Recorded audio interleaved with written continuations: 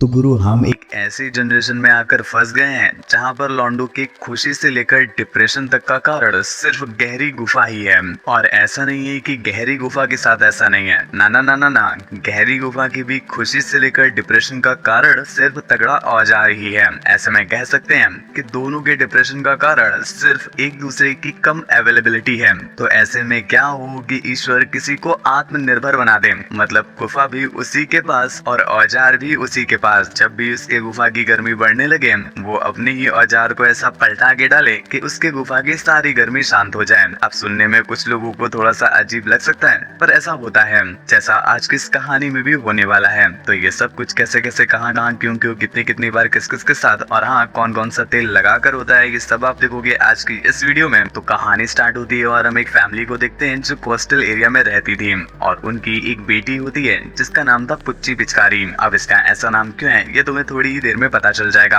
खैर, पुच्ची पिचकारी के पिता जानवरों के डॉक्टर होते हैं, पर जानवरों से ज्यादा इन्हें तो अपने अजगर की पड़ी रहती है। इसलिए ये दिन भर अपने अजगर को खारे झील का खारा पानी पिलाने के लिए इसके मॉम की बिल्ली का ही इलाज करते रहते हैं। अगली ही सीन में हमें पता चलता है कि आज पुच्ची पिचकारी की मौसी इसके घर आने वाली है और कुछ देर के बाद हम पुच्ची पिचकारी की मॉम को उसकी मौसी को रिसीव करते हुए देख पाते हैं। उनका इकलौता पति और एक बेटा भी होता है जिसका नाम फट्टू फकीला था। अब भाई, इसका नाम फट्टू फकीला इसीलिए है कि इसे फकियाने का तो बहुत शौक होता है, पर इसकी फटती बहुत है। खैर, जब ये घर पहुंचता है और पुच्ची पिचकारी को देखता है तो देखते ही उसकी कच्ची टाइट हो जाती है और पुच्ची पिचकारी भी इस चीज को नोटिस कर लेती है। थोड़ी देर के बाद जब फट्टू फकीला एक बीच के किनारे बैठकर फालतू की बकचोदियां पेल रहा होता है कि तभी वहाँ पर पुच्ची पिचकारी आ जाती है, जो अपने नरम नरम संतरे उसे दिखाते हुए बोलती है कि फट्टू फकीला उसकी फकाई कर सकता है क्या। पर उसके मुंह से डायरेक्टली इतनी गहरी बात सुनकर फट्टू फकीला की तो गहरी गुफा ही फट जाती है और वो उसे चाह करके भी हाँ नहीं बोल पाता, क्योंकि उसकी फट रही होती है कि कहीं वो उससे मजाक तो नहीं कर रही। पुच्ची पिचकारी को कोई जवाब नहीं मिलता तो वो उठ करके वहाँ से चली जाती है। उसी रात वो दोनों बिना कपड़ों के शीशे के सामने खड़े होते हैं और ब्रश करते हैं, जिसके बाद अगले दिन पुच्ची पिचकारी फट्टू फकीला को अपने साथ अपने डैड के क्लिनिक ले जाती है, जहाँ पर वो कुछ कछुओं के शीघ्र पतन का इलाज कर रहे होते हैं, जिस चीज में इनका कोई भी इंटरेस्ट नहीं होता। इसलिए ये दोनों वहाँ से निकलकर मार्केट चले जाते हैं, जहाँ पर पुच्ची पिचकारी फट्टू फकीला के लिए एक लॉकेट लेती है, क्योंकि पुच्ची पिचकारी लॉकेट की हेल्प से उसकी पॉकेट के रॉकेट को पकड़ना चाहती थी। घर पर पुच्ची पिचकारी के पेरेंट्स फट्टू फकीला के पेरेंट्स को बताते हैं कि हमारी बेटी के पास द्विधारी तलवार है। ये सुनकर उन्हें विश्वास नहीं होता, जिस पर वो उन्हें क्लियर करते हैं कि हमारी बेटी गुफा भी रखती है और गुफा के चीथड़े उड़ाने के लिए तोप भी अपने पास रखती है। पर प्रॉब्लम ये है कि उसकी उम्र बढ़ती जा रही है और उसे जल्दी ही इन दोनों में से कोई एक चीज चूज करनी होगी जिसको लेकर वो आगे बढ़ सके, वरना खुद का ही खुद में डालकर वो कब तक खुश हो पाएगी। खैर, ये बातें बताकर वो उन दोनों को अपने साथ बीच के किनारे ले आते हैं और यही पर बातों ही बातों में पुच्ची पिचकारी की मॉम अपनी बहन को बताती है कि यही वो पहली जगह है जहाँ पर मुझे मेरे बाबू ने पटक के पेला था। ये जगह पूरी खुली होने की वजह से मेरी तो गामड़ में कपकपी होने लगी थी कि कहीं ऐसा ना हो कोई नसीबाज चादर मुद कानपुर का लौंडा आ जाए जो हमें इस तरह से खुदाई करते हुए पकड़ ले और फिर खुदाई का हिस्सा मांगने लगे। पर शायद वो दिन अच्छा था, इस वजह से कोई भी नहीं आया और मेरे बाबू ने मेरी टांगे उठाकर मुझे ऐसा पेला कि मैं इनके हथियार की दीवानी हो गई और तभी मैंने इनसे शादी करने का डिसाइड कर लिया। इधर पुच्ची पिचकारी फट्टू फकीला को एक बार फिर से गर्म करने लग जाती है ताकि वो उसकी पैंट खोल के उसके पॉकेट के रॉकेट को अपनी गहरी गुफा में उतार सके। पर फट्टू फकीला की अभी भी फट रही होती है, जिससे पुच्ची पिचकारी को गुस्सा आ जाता है और वो उसकी गामड़ पे 4 लात मार के वहाँ से भाग जाती है। उसके पीछे पीछे फट्टू फकीला भी जाता है और वो दोनों एक सुनसान कैबिन में पहुंचते हैं, जहां पहुंचकर ये दोनों साथ में लेट जाते हैं और तभी मौके का अच्छा फायदा उठाकर पुच्ची पिचकारी फट्टू फकीला की पैंट खोल देती है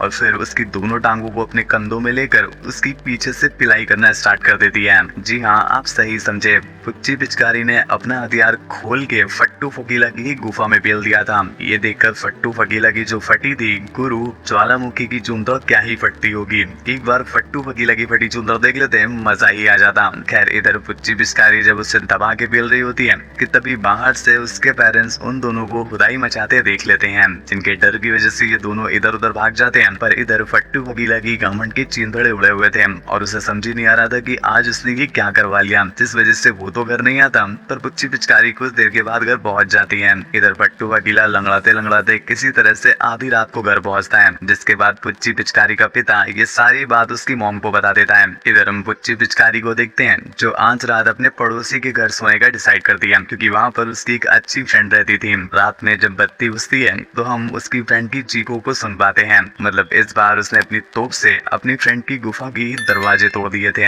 अगली सुबह हम पुच्ची पिचकारी को देखते हैं जो अपनी फ्रेंड के साथ सावर में भी उसे पेल रही होती है और फिर उसकी गहरी पिलाई करने के बाद वो उसके घर से निकल जाती है। वो बीच के किनारे बैठकर शांति से कुछ सोच रही होती है कि तभी वहाँ पर उसका डैड चला आता है, जिसने डिसाइड कर लिया था कि वो पुच्ची पिचकारी के एक ऑर्गन को निकलवा देगा। पर पुच्ची पिचकारी अभी कुछ भी बात करने के मूड में नहीं होती, तो वो उसे वहाँ से जाने को भूलकर खुद झील में उतर जाती। अपनी झील में नहीं, बाहर पानी वाली झील में। तभी पुच्ची पिचकारी देखती है कि फट्टू फकीला आ रहा होता है। ये देखकर उसकी फटके फ्लावर हो जाती है कि कहीं ऐसा ना हो कि आज ये लोहे का हथियार न पेल दे, क्योंकि पिछले दिन उसने जबरदस्ती उसको झेल दिया था। इस डर की वजह से वो जंगलों में भागने लगती है और फट्टू फकीला भी उसके पीछे भाग रहा होता है। कुछ दूर जाकर वो पुच्ची पिचकारी को पकड़ लेता है और उसे बताता है कि तुम डरो मत, पिछले दिन जो तुमने मुझे घोड़ी बनाकर पेला है, कसम से मजा आ गया। ऐसा तो किसी को झेलने में मजा नहीं आता होगा जितना मुझे झिलवाने में मजा आया। ये सुनकर पुच्ची पिचकारी समझ जाती है कि बहन की चूमत ये मिठाई लौंडा है। ये सुनकर अब उसे फट्टू फकीला बहुत गंदा लगने लगता है, तो वो उसे वहीं पर छोड़कर बीच की तरफ चली जाती है। कुछ देर के बाद फट्टू फकीला को पता चलता है कि वो बीच पर है, तो वो भी उसके पीछे पीछे बीच की तरफ जाने लगता है। इधर हम बीच में देखते हैं जहाँ पर कुछ लौंडों को पता चल गया था कि पुच्ची पिचकारी के पास पुच्ची भी है और पिचकारी भी, तो वो उसकी पिच्ची और पिचकारी को देखने के लिए उसे जबरदस्ती पटक के पेलने लगते हैं। पुच्ची पिचकारी खुद को बचाने की बहुत कोशिश करती है, पर जहाँ मट वो खुद को बचा नहीं पाती, वो उसे जमीन पर पटक देते हैं, जिसके बाद उसके कपड़े निकालकर उसकी पुच्ची और पिचकारी को देखने लगते हैं। पिचकारी से लौंडों को वैसे भी कोई लेना देना नहीं था, इसलिए वो उसकी पिचकारी को उठा देते हैं, जहाँ पर नीचे उन्हें गर्मा गर्म पुच्ची के दर्शन होते हैं, जिस पुच्ची में वो अपनी पिचकारी घुसा देते हैं और रगड़ कर उसको झेलने लग जाते हैं। पर इतने में ही फट्टू फकीला वहाँ पर आ गया, जो किसी तरह से पुच्ची पिचकारी को उन लौंडों से बचा लाता है। ये बात जब पुच्ची पिचकारी को पता चलती है तो वो वापस उन लौंडों के पास जाते हैं और उनकी गामंड में सुतली बम लगाकर उनकी गामंड की धज्जियां उड़ा देते हैं। रात में पुच्ची पिचकारी, फट्टू फकीला और उसके डैड बैठे होते हैं, जो फट्टू फकीला से पूछ रहे होते हैं कि आखिर तुम्हें लड़कों में इंटरेस्ट है या लड़कियों में, क्योंकि उन्होंने फट्टू फकीला को घोड़ी बनकर पुच्ची पिचकारी की पिचकारी को अपनी गहरी गुफा में लेते हुए देख लिया था।